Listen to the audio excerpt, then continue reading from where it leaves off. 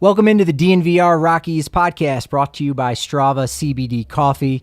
Strava Craft Coffee is going to improve the quality of your morning since it's rich in CBD, CBG, and can be delivered to your doorstep every 2, 4, 6, or 8 weeks. Their CBD-infused coffee has got me feeling fantastic since I've been drinking it, since it helps with chronic headaches, joint pains, and so much more. Plus, you don't get any of those typical coffee jitters when you have 3 or 4 or sometimes 5 cups, depending on what kind of transactions are going on in the world of the Colorado Rockies. And now you can get 25% off your first purchase when you use code DNVR25. I am your host, Patrick Lyons, and joining me today is a very special member of the Rockies community. You know her from a lot of different things.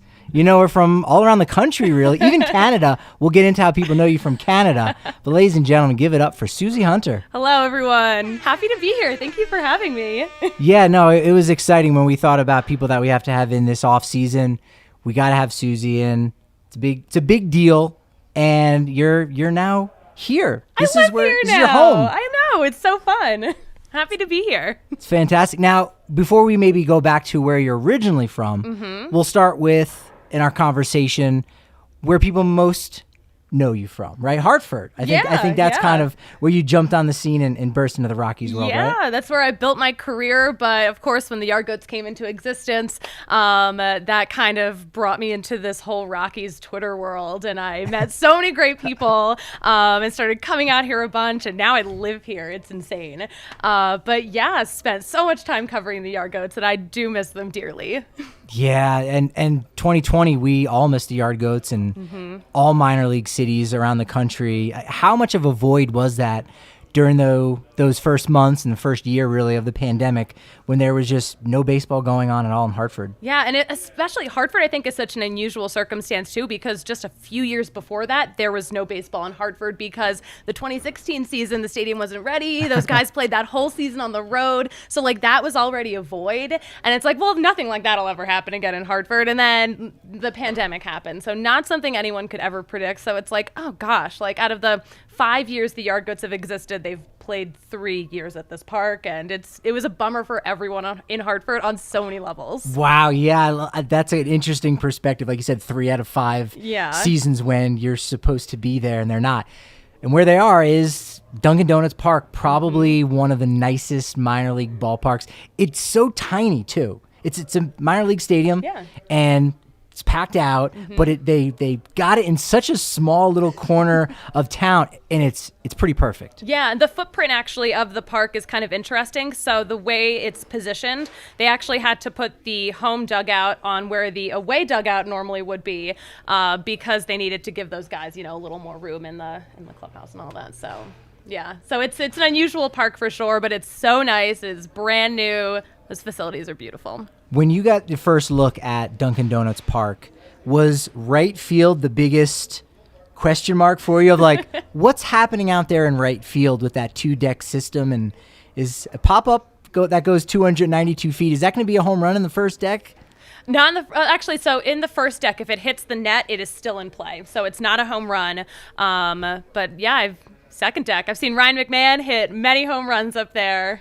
It was great times. Yeah, and there were some great times. That goes to the next thing, who are some of your favorite players from the Hartford? And I really want to know who are the best personalities, where maybe we don't know them as well, or maybe their Rockies career is already over, but funny person, very affable. Who are the names that jump out to you from Hartford? Yeah, Ryan McMahon, of course, a joy to cover. Drew Weeks, do you remember Drew Weeks? I love Drew Weeks. He got off to a huge start, I think, in 2018, and I thought he was going to be a good fourth outfielder for the club. Got hurt, broke his hand, and then kind of derailed. But Weeks, great guy. He was Hartford's sweetheart. People were making signs for him. He's just also the nicest guy too. Another person, Josh Fuentes, now Joshua, but back when he was just Josh, he was great. Hysterical in Hartford. He was just such a personality. He would run the team's Snapchat when they were on the road.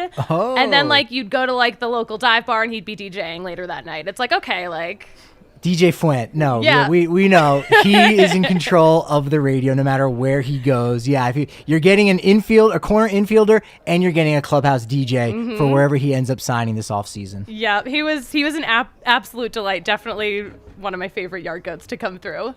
Love those two. promotions are also really huge in Hartford. Again, they don't need to have any promotions because, again, that ballpark for where it's located, how beautiful it is. Again, in the Eastern League, we know there's a lot of passionate baseball fans there. What are some of the great promotions that Hartford has had over the years that have been maybe the most fun for you to enjoy, at least? The biggest one they do a Whalers weekend to kind of celebrate the former NHL team that was in Hartford, the Whalers. But they end up getting all these like old hockey players to come back, and it's like cool for fans to kind of relive the kind of glory days of Hartford sports back when there was a major team there. But also like it's a legit reunion for these guys, so that's really cool to be a part of. And I've met some like just incredible people through that. You got to share a good behind the scenes story, because when you get access and you're covering, sports in Hartford in a city like that, they open up all the doors, they take all the padlocks off. Did you ever get to take like batting practice on the field or do anything crazy like that? Because hey, it's part of your job, right? Yeah, You've got to create this kind of content to have fun. Yeah, I've never done batting practice on the field, which I kind of can't believe. That's like definitely a thing I have missed out on. But like they've done a lot of they do a brew fest every year, so like I always get to like sneak in a little early, and it's a great team there. Like the people, everyone working there is just incredible. They are so smart about promoting themselves and making it so delightfully chaotic and fun. And they do a great job with their merchandise too. Like, oh yeah, they take the goat and they're like, all right, what else can we have the goat chewing on besides the bat? All right, you got a candy cane for the holidays, boom. Hockey stick, like you said, when they have Whalers weekend, they get very creative with all the different iterations of that goat. Oh my gosh, yeah. And the funny thing is, so back in like 2016 when the team was not playing in Hartford, we kind of joked, we're like, oh, like they're mostly a clothing brand right now because their merch is just so fire. Yeah. It's so good. And actually, the funny thing is, I've seen people wearing that merch all over the country. Yeah, and I imagine in that first year when they were playing on the road, people thought, well, that's why they're called the Yardgoats. Like, they're always playing away in someone else's yard. They're never home. And no, they're able to be there. Were you there during the New Britain Rockcats days as well? Or? I was, yeah. So obviously Wow. a much different stadium, just a much different vibe. And there was definitely a lot of bad blood when they moved that team from New Britain, just 5 miles away to Hartford. There was drama. It was drama for sure. But I think it's paid off a lot. Yeah, I think Trevor Story, that was his last Double-A stop. I don't think that he ended up playing with the Tulsa Drillers. He was one of the New Britain Rockcats, and Connecticut Tigers, I think, were there for a minute. They were one of the teams that were left out, unfortunately, of minor leagues. They rebranded, if you remember, to the Norwich... The Sea Unicorns. Sea Unicorns, which Norwalls was right there. Norwich... Norwich Narwhals. Narwhals. Yeah. So that was right there. That would have been perfect. I know, but they went with like the other name for it. They were going for like, the theme in minor league baseball of having like really goofy names. But the crazy thing is, they rebranded in 2019. Like in December, they launched that merch. They were like in the top 10 of merch for all of 2019, just having it out for a month. And then they never played as the Sea Unicorns, which I think is so sad. That's wild. Yeah. Yes. Yeah, all that money that they invested into that. And I'm not sure if they got rolled into any of those partner leagues that MLB has been kicking around and whatnot. But yeah, that was a good branding. And I like the old school Connecticut Tigers too. Yeah. Where it kind of had the Tony the Tiger from Frosted Flakes kind of logo. Yeah, very reminiscent of that. But still with like the Lyons, font. I like consistency. I liked what they had going on. Yeah. Sad to see him go. For sure. Well, if you want to come on down to hang out, you never know if she's in the neighborhood, right? She's in the city. Yeah. She may come down to the DNVR bar. You can come down and check out any of our watch parties that we got going on all week. During the weekend, Buffs, Rams, Avs, Nuggets, of course. It's their season. The Sunday watch party is going to be off the hook. Broncos, Chiefs, 6:20, I think. Is that right, here? That's going to be amazing. Sunday Night Football. The AFC West is up for grabs. We've got it going on, members. You get a much larger beer when you're at the DNVR bar. You get discounts at DNVR Locker and the Discord where you can talk with us, chat. It's fantastic. Make sure you sign up to thednvr.com. 50 cents for your first month. And if you get the annual membership, you get a free shirt. Can't beat that. We've also got a new sponsor in snoozesleep.com. That's right. It's a fantastic fantastic mattress.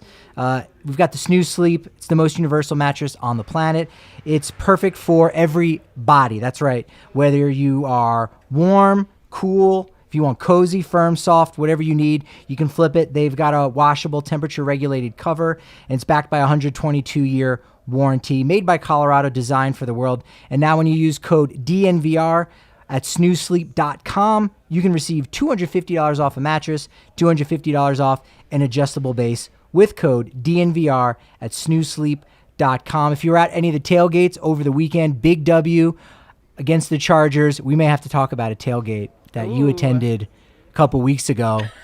So this is going to be a bit of an expose. We got to break it down, take you to task for something that happened at a tailgate. But if you were there, if you've been to any of them, we got more coming up.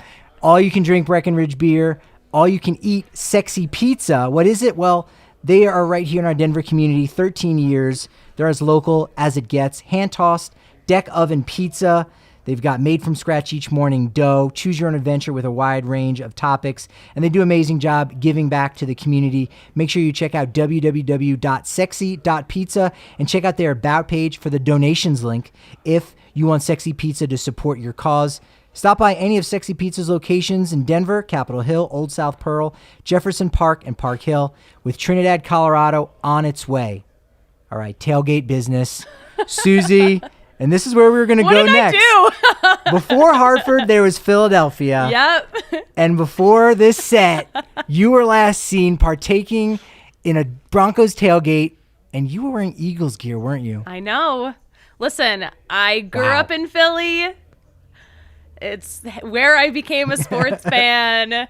If I were ever caught dead at an Eagles game wearing something other than Eagles attire, I would be murdered by my people. So, listen, a lot of love for Denver sports, but this one game that only happens like every 4 years, I gotta go Eagles. If the Broncos had won, I think it would have been a little easier. I think you guys would have taken it a little better. Yeah. Well. All right. Keep it together, okay? Let's see if we can get past this. I'll try to let it go. When you think about that Venn diagram growing up in the Philadelphia area, Phillies and Rockies in Colorado, the first name that comes off the top of the tongue, top of the head is Roy Halladay, a Colorado product. Heartbreaking, end to his life, but of course, a guy who looms very large in both those circles. Mm-hmm. Oh my gosh, definitely one of my favorite Phillies of all time. Incredible on the mound, and just like what a great personality, what a great dude. So tragic. I still can't believe he is not alive. It's just because he was so larger than life. But yeah, definitely one of my favorites growing up, sure. He was great. His no-hitter on May 29th, I know the date well, because it was the day before I got married. And so my gosh. That was part of the buzz. I've got, in-laws that are related to Tom McCarthy, Phillies broadcaster. Oh, no way. So that was a big topic of like, okay, when I go over to this table, we're talking baseball, we're talking Halladay's no-hitter, big moment, and then he goes and does it again in the postseason. Incredible. Oh, that's a really cool milestone for your wedding. Yeah. Oh, yes. And when I was on my honeymoon was when the Armando Galarraga perfect game transpired, and so I had to get that a little bit after. So I will never forget. I will never forget those occurrences in spring of 2010 for as long as I live. Oh yeah, and then I got married. Then also so that's also memorable for that reason. All right. Also Rockies Phillies. And we'll do best 2 out of 3. Best 2 out of 3. Okay. Better hair, better beard, and just better overall. Charlie Blackmon or Jason Worth? Okay, I'll buy you some time. You got to think about that. Jason Worth, a guy that, man, we haven't really heard too much from him in a while, and kind of turned his back on Philly. Again, if you're going to get the bag, you got to do it. Went and signed with the Nationals. Kind of was one of those first pieces when Harper was coming up, Strasburg. But he kind of made his name in Philadelphia. Looked like Teen Wolf. He had a lot more of that Teen Wolf vibe. Oh, my from gosh. Michael J. Fox. I'm bringing you back, huh? This is like the throwback machine right now. putting you on the spot for Wow. beard, hair, overall. I mean, is it hard to pick? And they're both great. It's hard. That's really hard to pick. I might go with Charlie Blackmon on this one. Yeah. Yeah. Love that. Yeah, a lot more kept together. Like I said, it has the Wolf vibe. Yeah. And Wolf was one of the first guys who did that, so he did help pave the way. He walked so Charlie Blackmon could run Love that. with all that hair. That works. That's perfect. This year on the 2022 ballot, we got Todd Helton. We're looking for him to get his, vote totals up. I gotta imagine you'd like to see Todd in the Hall of Fame as well to join Larry Walker's. Oh, absolutely. Those Bombers. And he also got this year Ryan Howard and Jimmy Rollins, two Phillies guys on the ballot. Yes, two guys who made my childhood. Yeah, they're Chase Utley is a couple years away until he's on the 2024 ballot. Do you think those are guys that might get? They're all three of them are in the Hall of Very Good. Where you go, they were the greats of their day. Enough to get in the Hall of Fame? That's kind of hard to tell, right? Yeah, and also, I mean, I know, especially, when I'm on the road, people are like, oh, you're a Phillies fan. Like, who's your favorite Philly? And, I kind of, read the room, and if I think they're going to get mad, I'll tell people it's Chase Utley, and people get furious. Because I like to press buttons. So, I get it, but so I want to see what happens in that. Yeah, we'll see. I think those guys at least deserve to be on a second ballot. And Ryan Howard never got to play for the Rockies, but he did have a cup of coffee in AAA in Albuquerque, which is strange to say about a guy. You have the cup of coffee in the minors, not in the majors. Yep. That's strange how that works. All right, one of the more interesting memories around opening day to transpire here in Colorado, I think it may have been 2019. On the cover of the Denver Post, opening day, there's a photograph of Citizens Bank Park. Now, the first couple of times I saw this and everyone was buzzing about it, I didn't necessarily get it because the first time I went to Citizens Bank Park, I immediately thought it felt a lot like Coors Field, how it was arranged. Had you ever had that thought before you saw that major gaffe on the front page? I guess I do see their similarities, but it was just it's going to live on forever. It's just not something that's ever going to go away. There's always going to be a meme about it. I think it's hysterical, but also coming from work, I used to work in newspapers, so I know you work long hours, mistakes happen. So it's I feel bad, but also it's still so funny to me. It is. I mean, the scoreboard's in left field. I think the batter's eyes are very similar. Yeah. There's no Liberty Bell in Coors Field. Kind of a giveaway. It's a big one. You can't see the city of Philadelphia in center field at Coors Field. Another slight giveaway. Just little ones. Little pieces. Those little details. But I always did get the sense those two things were kind of very similar. And we do get the sense that the folks over at Green Mountain Dental Group, they deserve to take a lot of credit for the smiling Colorado sports fans you get to see around town, especially all of our DNVR listeners who've switched to Green Mountain Dental Group over the years to make them their permanent family dentist. They're the best damn family-owned dentist in the metro area, and they're extreme Colorado sports fans, just like all of us. And if you schedule a cleaning, x-ray, and exam, you'll receive a free Sonicare toothbrush from Green Mountain Dental Group, located only 15 minutes from downtown Denver. DraftKings Sportsbook, an official sports betting partner of the NFL, has an offer every football fan should jump on. New customers can bet just $1 on either NFL team to score, and when they do, you win $100 in free bets. It's that easy and rewarding. Suzie, do you remember the last 0-0 tie back in 1924? No. As you shouldn't. No, I wasn't there. Same. I'm not that old. Don't remember it. Didn't even know it happened. But that's kind of the deal behind this, right? We're trying to give you a lock so you can have $100 in free bets. DraftKings customers, you can also get skin in the game with the new same game parlays. Combine multiple bets from the same game for a bigger payout. The more legs you add, the more money you can win. It's safe, secure, and reliable. And best of all, with DraftKings Sportsbook, you can deposit and withdraw your cash whenever you want. So download the DraftKings Sportsbook app now. Use promo code DNVR. New customers can bet just $1 on either NFL team to score, and if they do, you win $100 in free bets. That's promo code DNVR this week at DraftKings Sportsbook, an official sports betting partner of the NFL. Must be 21 or older, Colorado only, new customers only, restrictions apply. See DraftKings.com/sportsbook for details. Gambling problem, call 1-800-522-4700. Not as fast as RK, but I'm doing what I can on the quickness of that ad read at the end there. And finally, your Colorado rugby team is back again, but not as the Colorado XOs. Now, They're the American Raptors. If you haven't heard of the American Raptors, they're a top-notch group of athletes who've already competed at the highest level of their respective sports. Football players, basketball players, baseball, wrestling, soccer, track and field, all of that and more. Our guy, Colton Strickler, has got it covered for you on his weekly DNVR Rugby podcast. Make sure you hit that subscribe button and learn more about rugby with Colton's 101 Rugby podcasts with exclusive interviews with athletes and coaches. Plus, the DNVR Rugby podcast provides betting advice on the Super Rugby that's starting at the end of February, right when football season finishes. It's perfect. You can head over to AmericanRaptors.com to score free tickets, yes, free, or stream their games. All of that and more you can find on AmericanRaptors.com. Is rugby big in the Philly area? I don't think so. I don't think so. It's like Eagles are everything, and then everything else. Eagles. It's the Eagles.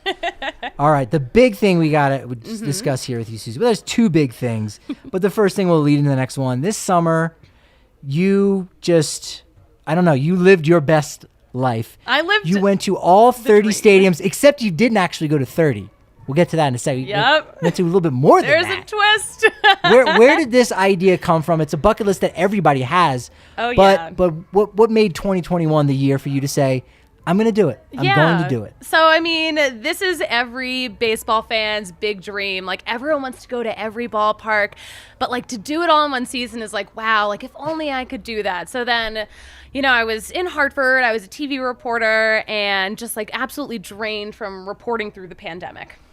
And, like, I got moved to, like, doing breaking news, like, on a morning show. So, like, I was, like, really out of my element. And also, like, I don't know if you've noticed, like, what it's like to work in the news during a pandemic, but it's brutal. It's brutal. I saw some tweets where you're, like, in your car with a mask on, and you can tell it's freezing outside. There's frost on your window. And go do your job, Suzie. That's rough. That's rough. Yeah. I mean, like, a lot of fun, of course, but, like, I was just so drained. So, like, my contract was up in March, and I was like, okay, I really want to take a mental health break. But also, I'm like, okay, like, this would give me the time to kind of do the trip of a lifetime. So I mapped it out to see if it was even possible. And I was like, okay, I can do it. I have to go for it. I'm crazy not to. So I drove to every single MLB park. You did it. I did it. So how did you map it out? Was it more geographical? Did you just want to hit certain pockets at first? Or was there kind of, you know, some kind of rhyme or reason? So I was doing it by section, but, like, the one thing that I knew I had to do, I knew I had to be in Denver for the All-Star game. Ooh, nice. So I kind of had to map it around that. But other than that, I was just like, okay, I'm going to carve it out in sections. So I did the Northeast first. I went down south. I went across Texas. Then I went up to Colorado. And I was here for, like, most of July, which was so fun. The energy here was just incredible. And then I did the Midwest, drove back through Denver again, and then did the West Coast. And then I had to fly to Canada after that. You did. And so that would be number 30 probably for most people on their list is you got to go out of the country, except you saw them somewhere else along the way, right? Was it Buffalo or was it Dunedin? I saw them in Buffalo. So I wanted to see them in Dunedin too, but my sister was getting married in May. So, like, I didn't get a chance to get down to Florida before they moved up to Buffalo. So I was at Buffalo, like, kind of like in their first, like, couple of weeks of being up there. So that was really cool and really interesting to, you know, see Major League Baseball in such an intimate setting. Cause, like, it is so small. Like, it's about a 6,000 person capacity, I think, but they were at less than that, of course. So, like, a very small number of people at a Major League Baseball game. It was wild. Still probably more people than I saw at Marlins games, but so that was cool in itself. Definitely quite a schlep. But then as the season went on, they opened Canada back up. So I was like, okay, great. Now I have to do 31 ballparks. So I brought myself up to Canada, but I couldn't drive up there. You can't drive there. They don't let you. So I had to fly. Got to fly but in. That's okay. That's great. Awesome. Salem Field, I think I'm pronouncing that right, in Buffalo. They actually were just doing renovations to it as well. So hopefully it kind of perked some things up. But as you said, it felt like a minor league ballpark. But with big league players, which is kind of the best of both worlds. Yeah, but, like, also, so I, you know, love watching the Blue Jays because a lot of those guys played through Hartford against the Yardgoats. So I saw, you know, Bo Bichette and Vlad Jr., like, that up close before. So it was like a little different, but kind of the same. Yeah, those Eastern League teams with the New Hampshire Fisher Cats, of course. That's cool that there's that connection. They're a fun team to root for. They've been down on their luck for quite a while. All right, you got the Tulowitzki connection, Bo Bichette there. So I think there were a lot of Blue Jays fans in Colorado if they need that second American League team. All right, what was your least favorite stadium? Oh, that's a good question. I'm gonna say most. I'm going to switch it to most overrated. Ooh, okay. I was not a huge fan of Wrigley.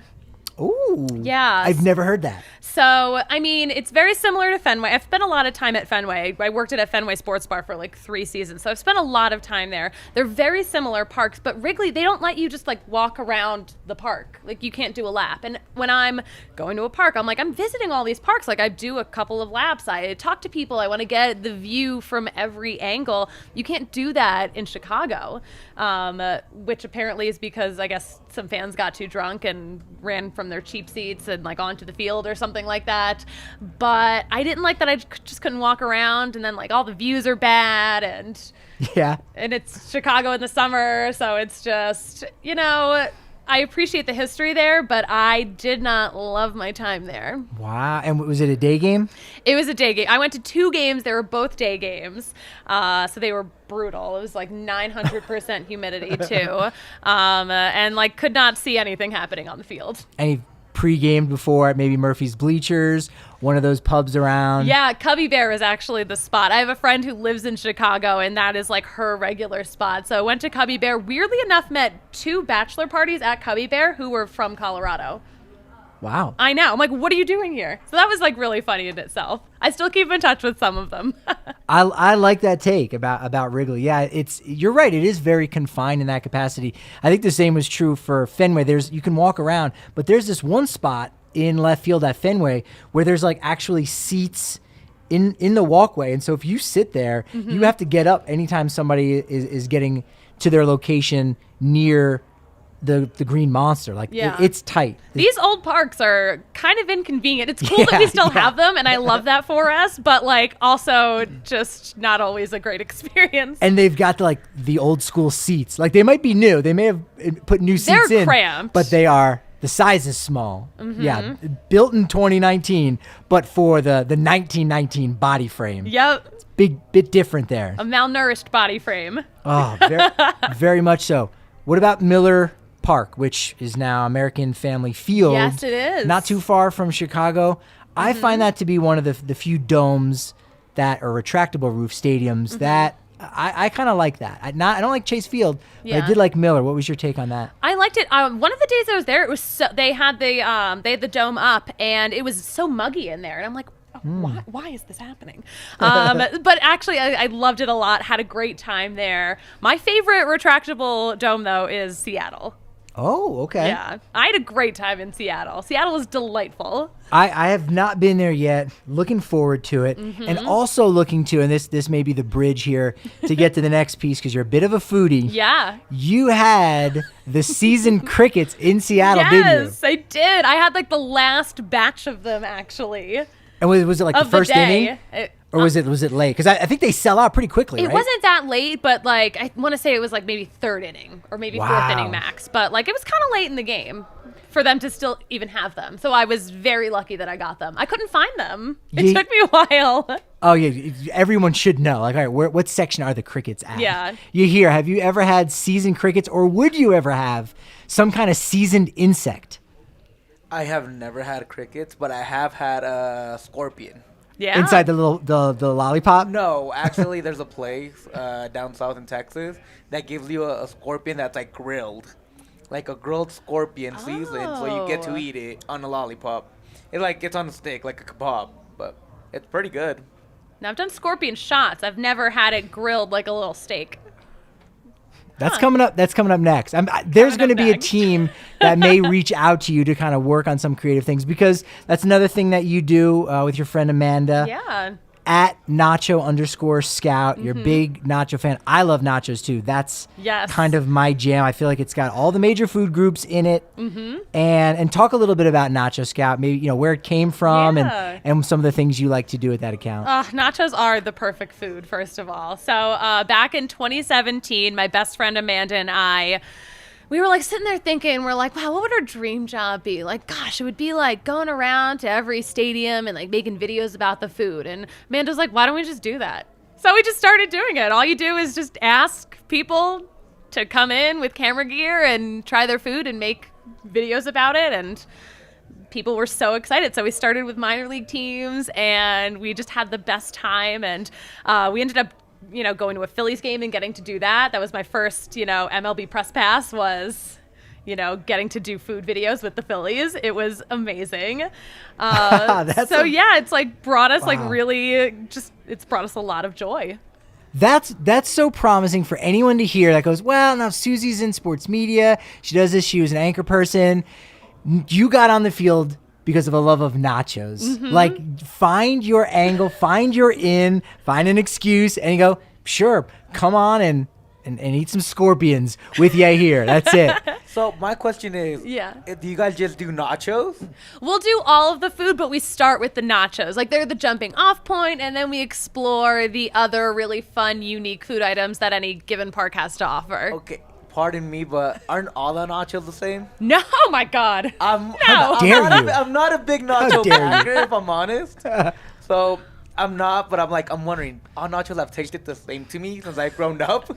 So that's how different can they really be? I'm concerned about your palate. Have you had COVID? Taste buds. I actually like just traditional style. I'm okay with something more exploratory, which maybe you can share some of the wilder nachos, but just like traditional nachos are great. Yeah. Definitely some of my favorite nachos are the ones here at Coors Field because you get that green chili queso that you don't get anywhere else. And they are just chef's kiss. Those are some of my favorites for sure. Because most other parks, you get like the orangey nacho cheese, which is good for a ballpark setting. It's kind of difficult to put nachos through an oven at a ballpark. But I went to one park that did have it. Really? And I've never seen this before. So usually, for the sake of, getting food out really fast, you just get the cheese that's poured on, you throw the toppings on, those are your nachos. Chase Field they put them in this big tin. They load it all up with the stuff and they put them through this little revolving oven, like a Domino's oven, like Quiznos style almost. It's like that's Quiznos how I'm going. style. I'm going Quiznos on that. It's kind of Quiznos style, but they were really good. Except they do get dry a little faster than the other ones. But they were really good. What are some nacho no-nos? Like, I know some people are like putting ketchup on a hot dog, which it's traditional, but you go mustard is probably the better fit for the dog. Are there any nacho takes of like, come on, you've got to have X, Y, and Z, or never do this? Is there anything that's offensive in the nacho world? I will tell you what offends me. Okay, let it go. I'm offended when I say, "Oh, where are the nachos?" and people point me in the direction of like a tater tot, a tacho. Ooh. I'm like, those aren't nachos; those are loaded tater tots. Different. They're a different food. I'm not saying they're bad. I'm just saying tachos, they're a different food. Different. They're a whole different thing. I don't like when we do like kettle chip nachos. They don't have this. They're not sturdy. They get really soggy, and also they're potatoes. I don't. Also different. Different. It's I a enjoy different that. food. I'm as an Irish guy. I'll enjoy it if it's house made like chips. But you're right. That's a totally different food altogether. Exactly. Gotta have jalapenos.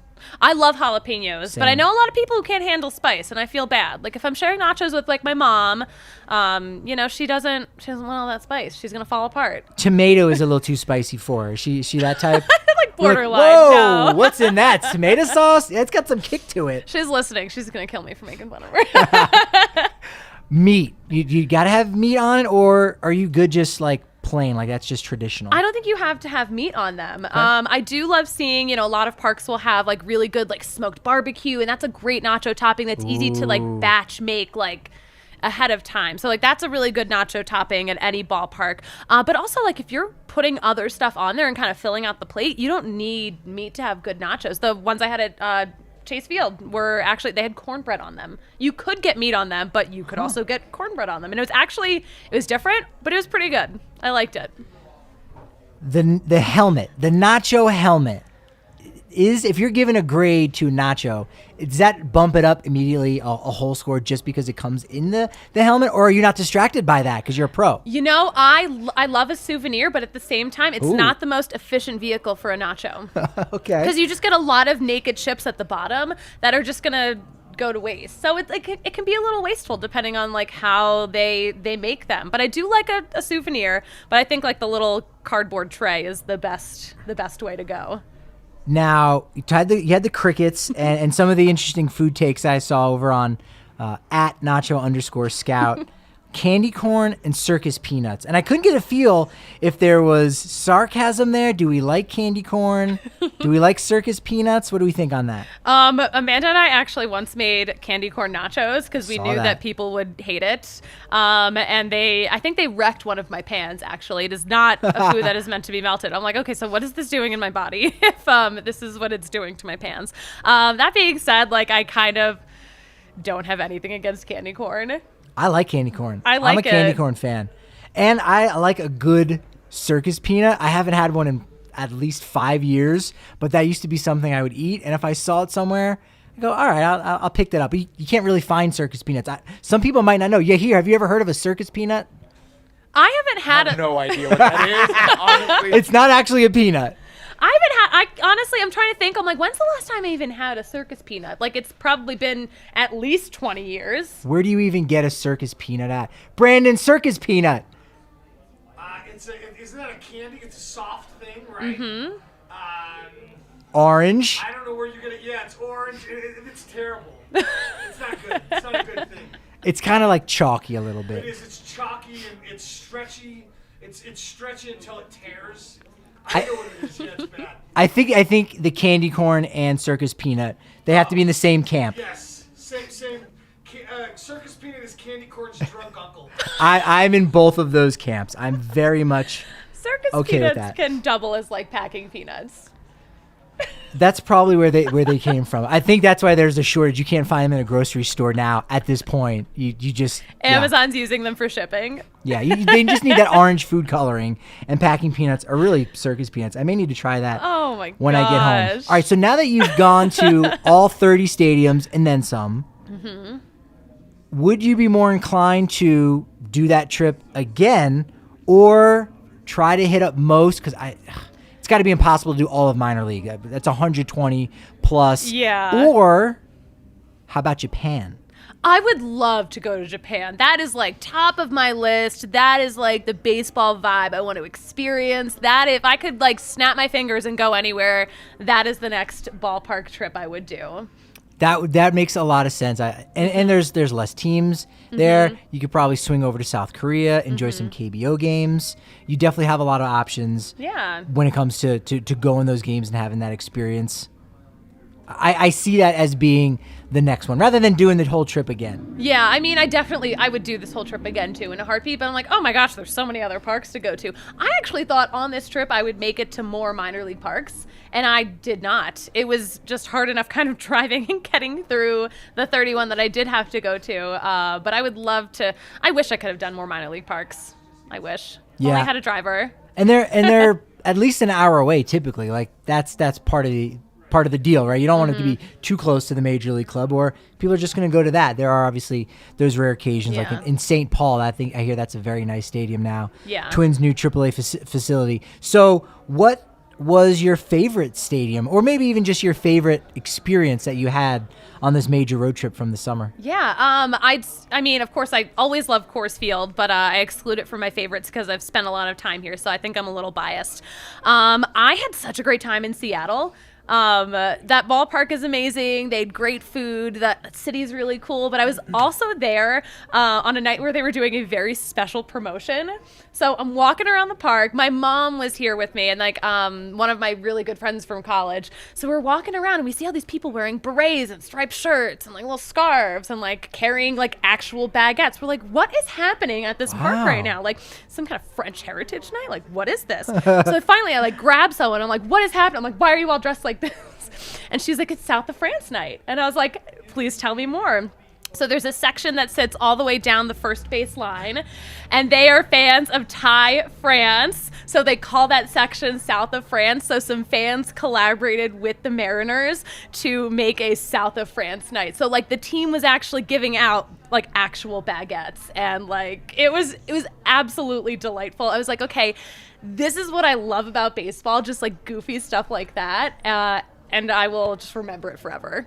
Love it when the fans generate the interest and the team is just forced to pick up on and say, you found something here. South of France. Love that. It was incredible. He's found a home since that San Diego Padres trade. All right, what about in the South? Is Tropicana Field? I've only driven by it, so I feel like I technically should have that on my list. I don't think I need to put it on there. Is the Tropicana as bad as it seems? It's so weird. It's so weird, and there's so many spots in that arena where you just like don't get a good view, and like the lighting is off. Like it's such a straight. It's the weirdest ballpark I've ever been to. Yeah, it's like kind of circus tent looking. It's weird. I would like to see them have something better. It's one of the, I think, 10 oldest stadiums, which for the last and most recent expansion team, I think they built it in 1988 to attract a team in 93, but Colorado, Miami got that done. Best division, I asked Drew Goodman this, and he's got his take from the broadcaster's perspective, and the city too, I think, tied into it. I think the National League West and the American League West are probably two of the best for the cities and the ballparks. Like the worst ballpark in the NL West is Chase Field. It's not great. But you've got four of the best in Dodger Stadium, AT&T Park now. Is that the name of it? No, I think it's already switched. Wait, hold on. Which one? In San Francisco. San China Francisco Basin. Is it AT&T Oracle. Park? Now it's Oracle. It's Oracle, yes. Not Pac-Bell. But T-Mobile is Seattle. Yes. Yeah, it's hard keeping track of all these names. Branding. And like I said, I think the American League West is really good. Oakland brings down the overall value. Oof. But Houston, the new ballpark in Texas, what was that experience like for you? The new ballpark? Yeah, Globe Life. Okay, so it was actually one of my favorite stops, and I got like a really cool tour. I got to see a lot of behind the scenes stuff that like I wasn't even allowed to take pictures of. But that park is a modern marvel. Like there is just so much technology that like goes into like making it like a really good indoor ballpark experience. So it was one of my favorite stops. Yeah, they had a lot of money to spend on that ballpark, and now they've spent a lot of money on their free agents. How exciting has it been the last couple days, keeping tabs on baseball? We know there's about to be this lockout that's coming, so there's going to be just a pause on everything. No rumors, trades, things of that nature. But it's been exciting seeing all these guys bounce around the last couple days. Yeah, I really thought Trevor Story was going to be the one that went to Texas. So I was, because he's from there. I was like, oh, that would have been cute. No, I've just been like, it's been crazy just trying to keep track of everything going on. I love this. Love hot stove season. Yeah, it's been great creating this kind of false deadline because teams, they want to get these deals done because you still got to get a guy to do the physical. So you can't sign a guy at 11 o'clock Eastern Standard Time on Wednesday night because you got to have the physical done because the lockout's going to shut it all down. So it's been really fun creating this time period for the free agents and teams to go and make these deals. And it's generated a lot more interest. Yeah, definitely snapped me out of my Thanksgiving food coma. Oh, for sure. Any interesting foods for Thanksgiving that you had? We've done, Thanksgiving leftover nachos in the past. I didn't make anything for Thanksgiving this year. This is like the first Thanksgiving I've actually celebrated because I've been working in TV news. So like the past 4 years I've just been working. So I'm like, I'll take whatever I can get. Fantastic. There were no nachos at my Thanksgiving though. Suzie, thank you for joining us. And if anyone sees you, you should let us know which Breckenridge Brewery beer you want so people they know what to order you. Oh, yeah. And you got to have the nachos, too, here. The nachos are good here. They're very good. I love the nachos here. I'm not ashamed. Like, I'm not a chicken fingers guy. Like, I eat food. I was a picky eater when I was a kid, so I'm sensitive about that. So I'm not a guy with all kinds of replacements in my food and, take that out and do this. And so the only weirdness I feel is when getting nachos because it's in the appetizer section. It feels like it's a childlike purchase. But when you come here to the DNVR bar and most other places, the nachos are gigantic. Oh, It's they're hard to huge, finish yeah. nachos anywhere you go. Oh, they're a mountain. Yeah. I will take that back. The nachos at DNVR are a lot better anywhere else. So I do taste the difference with that nacho. Thank I'll you. take that back. Good save. Got it in under the wire. Appreciate it. Suzie, thank you so much. Anything else we got to plug at the Suzie Hunter? On all platforms, I'm the easiest person to find. It's a little scary. That's great. And all platforms, Nacho Scout in some form with some underscores in there. Yeah, Even yeah. TikTok, right? Are you still doing the TikToks? It has a TikTok. It has a TikTok. Updated it. We're busy. I love that. Suzie, thank you so much. We love having everyone from the Rockies community here. You're a big part of that. We really appreciate that. So for DNVR Sports, again, you can follow me at Patrick D. Lyons and our account at DNVR_Rockies. Yahir, give yourself a shout out too. At Yahir G. Vasquez. You got it right, Patrick. That's Let's why go. I love you, man. Let's go. My producer. That's my man. For DNVR Sports, thank you to Suzie Hunter, Yahir, and myself, DNVR Rockies podcast. Thanks for tuning in.